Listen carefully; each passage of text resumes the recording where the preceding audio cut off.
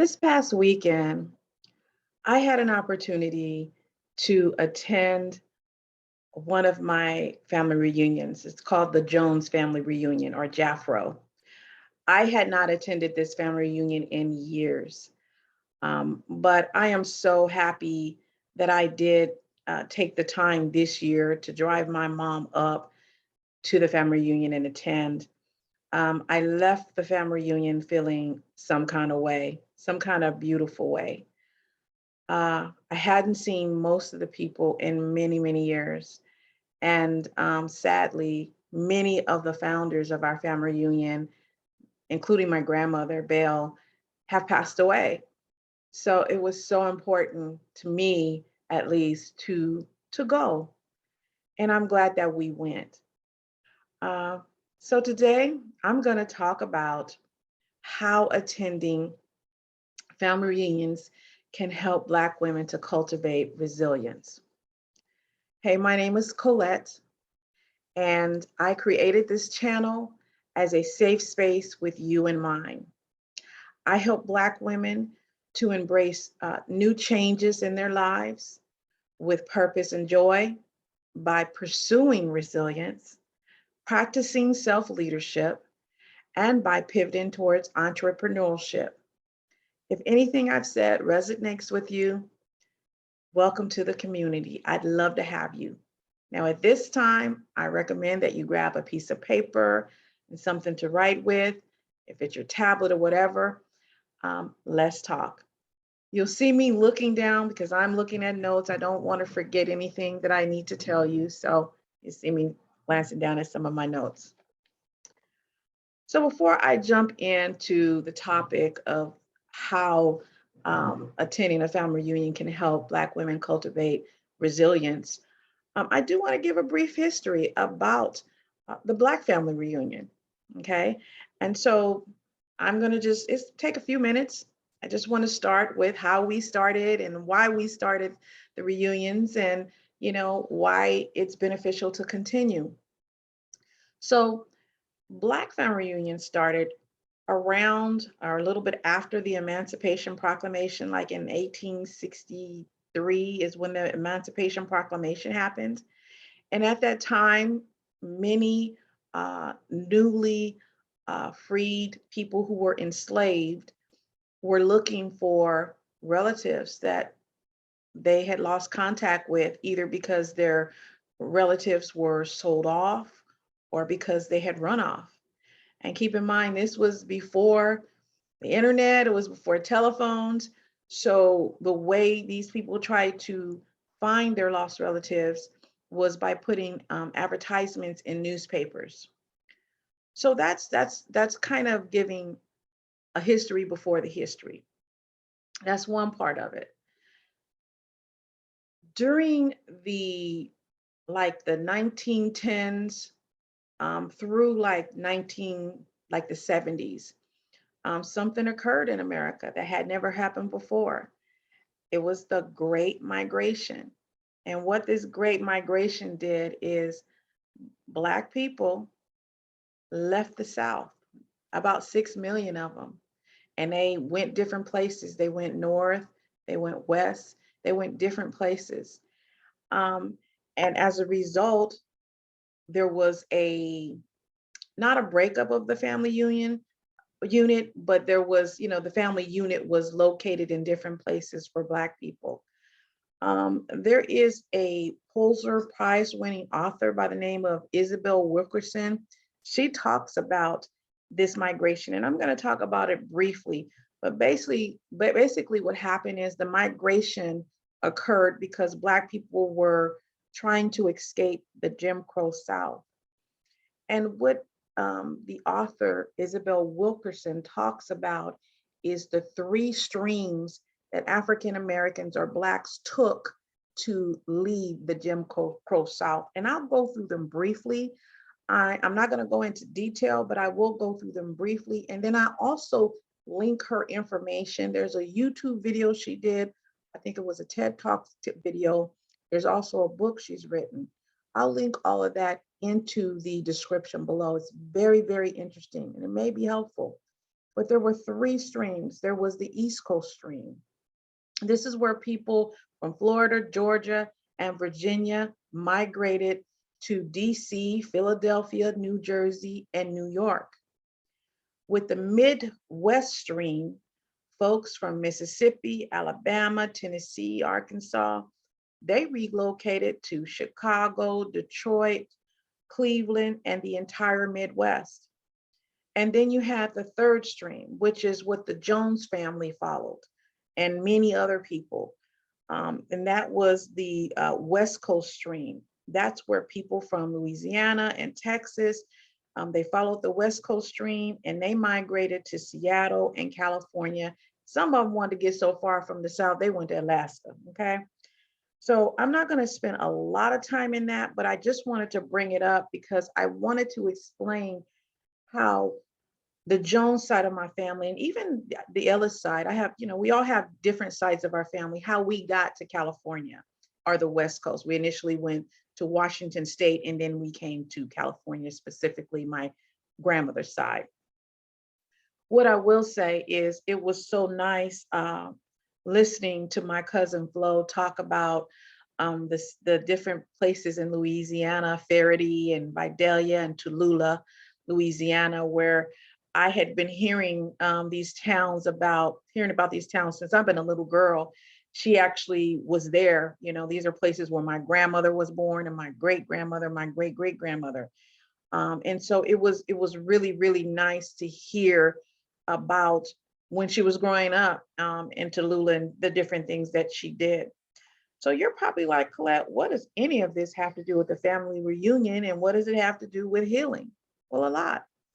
Because what happens is it helps you to get the context as to why we do some of the things we do. Now, everybody don't do it for this reason, but I'm just giving an overall generalization of why a lot of Black people started our family reunions. And statistics show that we, as a culture, we have more family reunions in the United States than any other culture, Blacks do.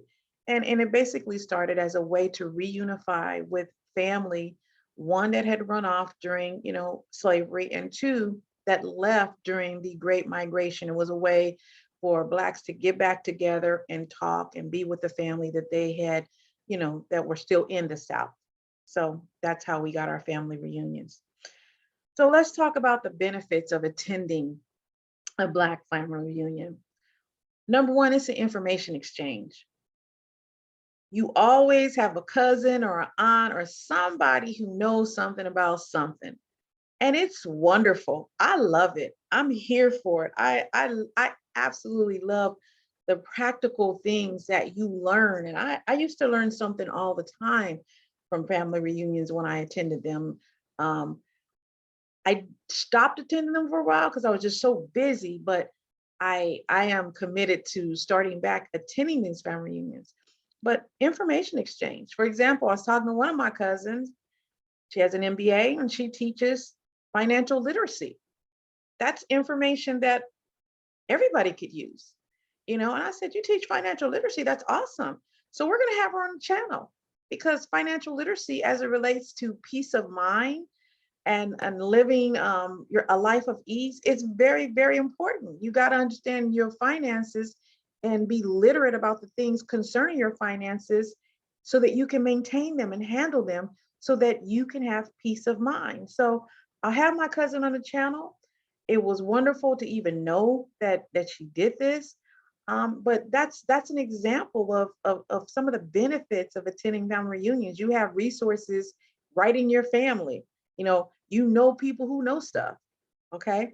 Another thing that was interesting and that I love, and it's an example of information exchange, is I have a cousin, and in fact, the family reunion was at her house. She's an accomplished artist, and she's been doing art for years. Well, as many of you may remember, and if you haven't, you weren't listening to on the channel before, I'll just tell you, after about 35 years, I started back drawing. I hadn't done it in years. And so I was able to show some of my work to my cousin Flo and get some feedback on some things that I can do better. And it was wonderful. She looked at my work and she gave me some phenomenal feedback that I'm so excited to put into practice. I also want to start doing another medium watercolors. Well, she is proficient at watercolors. And so she gave me some great pointers, some resources, and we're actually going to be meeting by Zoom. So that's a benefit of going to the family reunion. It is something that I would not have had an opportunity to participate in as if I had not gone. So information exchange, it is strong at the family reunions, at least at mine. Validation.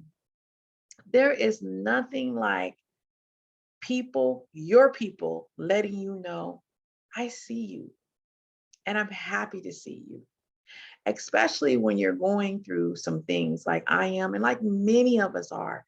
This pandemic and things have changed. We've lost people, and we've been working from home. We've been isolated. I personally, um, I've been in the house for a couple of years, so going out and seeing people who validate you. It's very important. It's very beneficial to your healing process, whatever you're healing from. So just validation. It cannot be understated. Of seeing people who validate you, you know, and they don't want anything.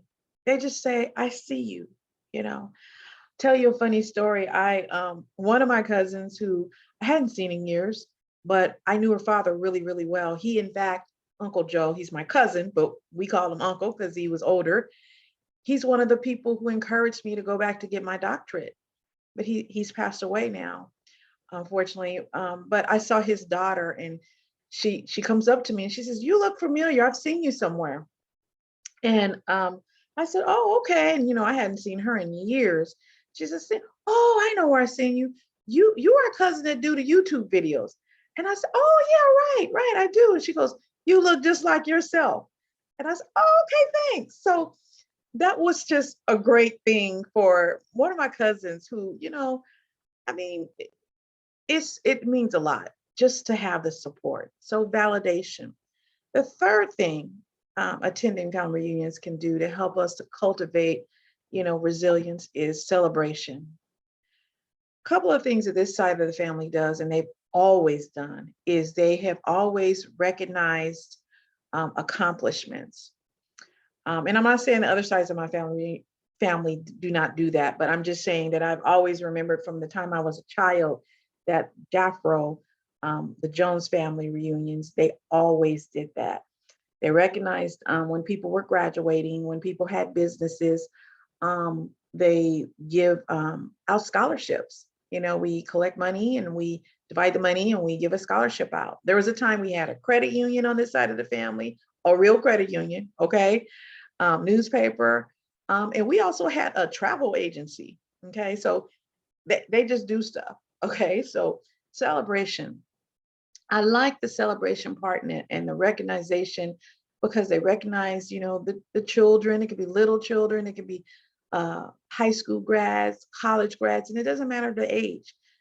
We have a cousin, Kim. Kim, thank you so much for all that you do. She gets the information out to everybody. She like the phone tree. You get a text.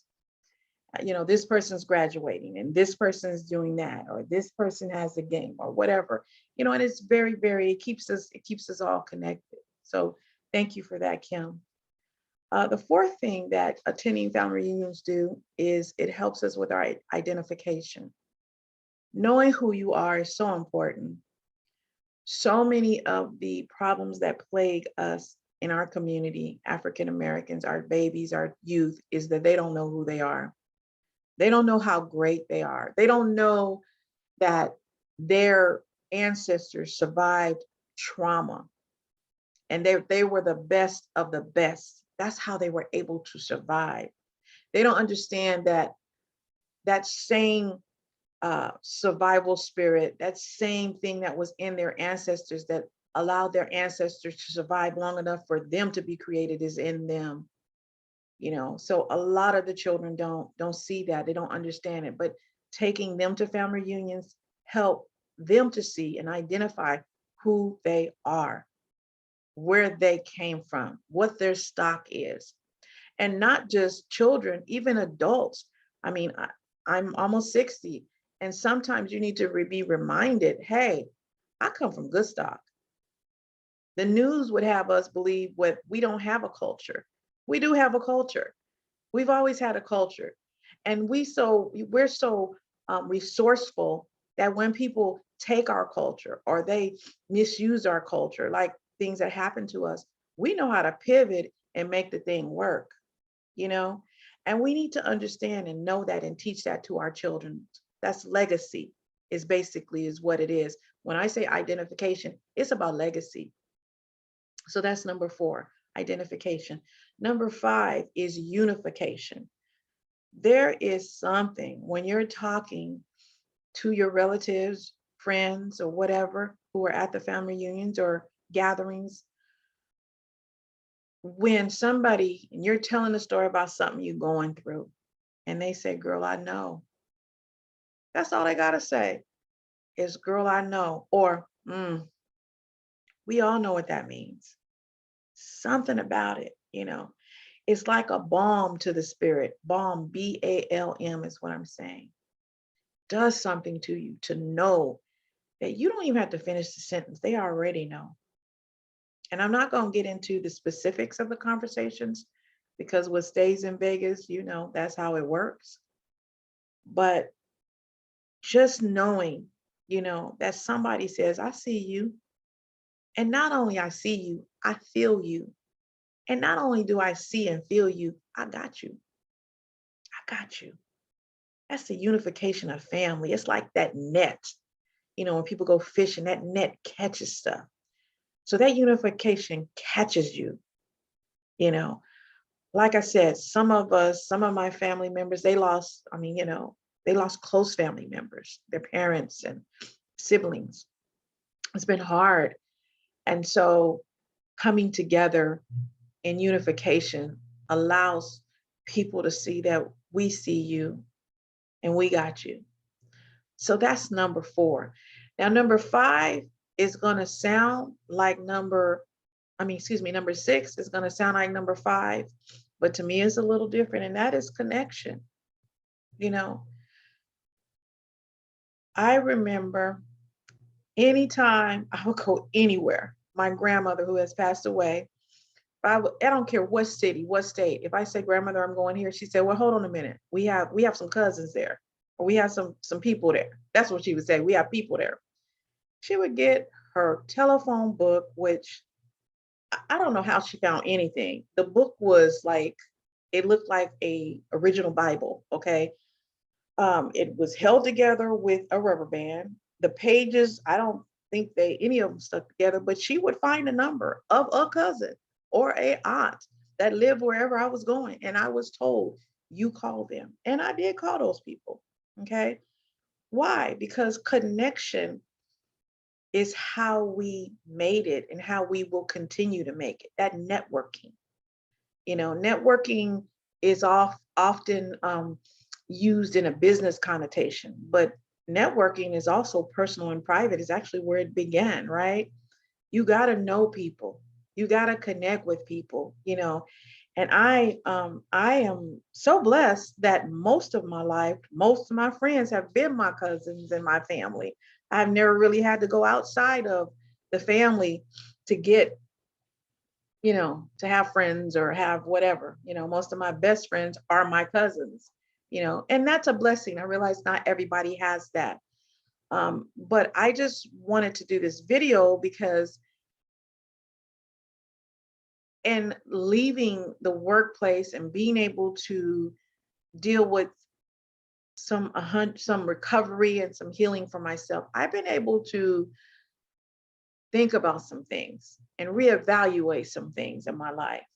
And one of the things that I was able to understand and remember how wonderful it was going to these family reunions and then being around my cousins that I hadn't seen and didn't see for years, you know. Sometimes you know, some of the family reunions I've gone to, they play, you know, it's a Black family, so we do the spades and we do the dominoes. That's just how we do it. Some of us do bid whist. you know. Um, some of my family reunions, they do the, of course, you know, it ends out with the wobble or the shuffle, you know, and though we didn't do that this time, it didn't matter. I loved it. We talked and we hugged and we laughed and we smiled and we ate. We took pictures, you know, and we just looked at each other and we loved on one another. And that was everything for me. It really, really was. So, how can attending family reunions cultivate resilience in Black women? One, it informs us. We get information, you know. Two, it validates us. Get beat up every day, all day, and just going someplace where you feel safe. You can say what you got to say.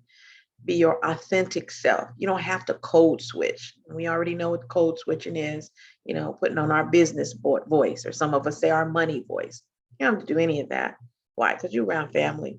You don't have, you can be who you can take the mask off.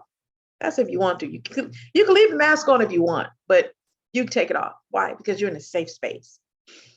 Celebrate us. Get celebrated, you know, just for coming, right? Just for being there, you know. It builds you up, you know, it builds you up. And resilience is about being built up. Is that being able to bounce back muscle. I helps you to identify who you are, where you came from, you know, help you to remember who you are, how great you are, that great stock you came from, you know, helps to unify you with somebody other than yourself so that you're not isolated. And it helps to connect you. And you may say, Colette, I don't have a big family. You know, we never have family reunions. That's okay. Because in my family, some people are kinfolk. You know, some of my family reunions I've gone to, there are people, we're not blood related to some people. They're people that are our kin, and we don't make a difference. You come to the family reunion, you get a plate, probably gonna take a plate, go in our family reunions, that's how we do. And we gonna love on you. We don't care. You're welcome. Just like this channel. That's what this channel is about. It's about community and kinfolk. Okay. So if you don't have a family reunion, go to your friend's family reunion or create a family reunion. In fact, I have put some I'll put some descriptions some resources in the description box below about how you can do a family reunion. It doesn't have to be a big function. It could be, this one was one day, and that's fine. I'm trying not to cry because it was all of that. Okay.